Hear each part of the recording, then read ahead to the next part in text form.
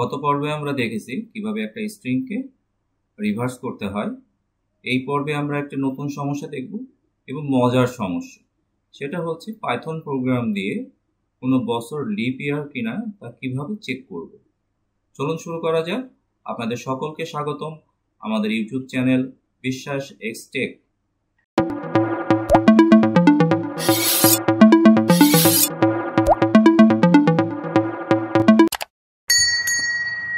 সমস্যা 13, Python programme দিয়ে কোনো বছর লিপ ইয়ার কিনা তা চেক করা।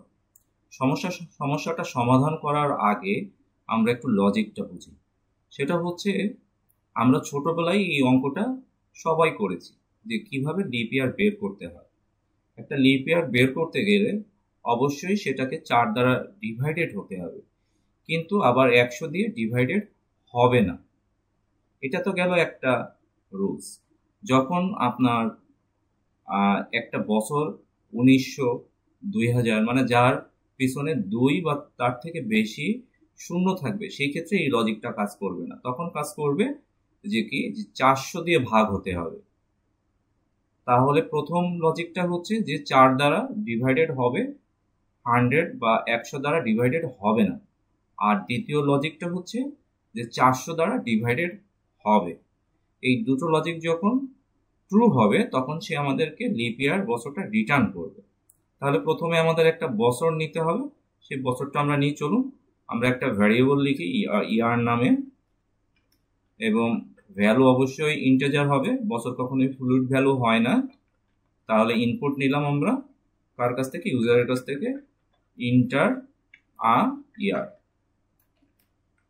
ইউজার আমাদেরকে যখন একটা বছর দিচ্ছে, সেই বছরটার উপরে আমাদের লজিক লাগাইতে হবে। আমরা গত পর্বেগুলোও দেখছি যে আমরা লজিক কিভাবে লাগাই। আমরা কন্ডিশন মানে ইফ এবং ইলসের মধ্যে লজিকগুলো লাগাই। তাহলে আমরা লিখি ইফ, আমরা ফার্স্ট ব্র্যাকেটের মধ্যে লজিকটা রাখি, year modulus 4 equal 0 and year modulus 100 not equal 0। আমি লজিকটা লিখি, তারপরে আপনাদেরকে লজিকটা বুঝাই দেব।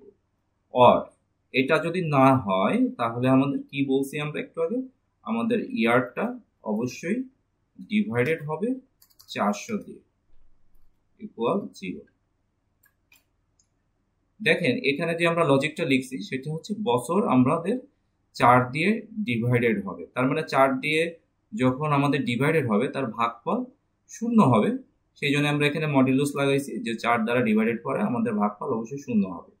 আর এখানে আমরা দিছি যে ইয়ার ডিভাইডেড 100 নট ইকুয়াল 0, মানে 0 সমান হবে না। তার মানে সে 100 দিয়ে নিঃশেষে বিভাজ্য হবে না। তাহলেই আমাদের এটা লিপ ইয়ার রিটার্ন করবে। যদি এটা সত্যি না হয় তখন আমাদের এই লজিকটাই যাবে যে আমাদের ইয়ারটা 400 দিয়ে ডিভাইডেড হবে। কখন হবে? যখন আমাদের ইয়ারটার পিছনে 2টা শূন্য অথবা তার থেকে বেশি শূন্য থাকতে পারে। তো চলুন আমরা এবার প্রিন্ট করি যে লজিকটা যদি সত্যি হয় তাহলে আমাদের সে রিটার্ন করবে কি? সে রিটার্ন করবে আমাদের লিপ ইয়ার রিটার্ন করবে। তাহলে ইয়ার ইজ এ লিপ ইয়ার। আর এই কন্ডিশনটা যদি সত্যি না হয় তাহলে সে আমাদের রিটার্ন করবে year is not a leap year. তাহলে আমরা একটু রান করে চেক করে দেখি যে আমাদের যে লজিকটা আমরা বললাম এতক্ষণ তার সাথে আমাদের পাইথন ঠিক মতন কাজ করছে কিনা। তাহলে প্রথমে আমরা জানি যে গত 2024 সাল আমাদের লিপ ইয়ার ছিল। তাহলে আমরা প্রথমে 2024টাকেই চেক করি। দেখেন এই আমাদের রিটার্ন দিছে কি যে 2024 ইজ এ লিপ ইয়ার। তাহলে হচ্ছে আমরা বুঝতে পারলাম যে আমাদের লজিকটা ঠিক আছে। এখন যদি আমরা আমাদের বর্তমান বছরটাকে দিই যে 2025, দেখেন 2025 ইজ নট এ লিপ ইয়ার। আচ্ছা, এখন তো আমাদের এটা প্রথম লজিকটা কাজ করলো, সেটা ঠিকঠাক কাজ করতেছে, কিন্তু আমরা যে দ্বিতীয় লজিকটার কথা বললাম সেটা আমাদের কাজ করতেছে কিনা সেটা আমরা একটু দেখি।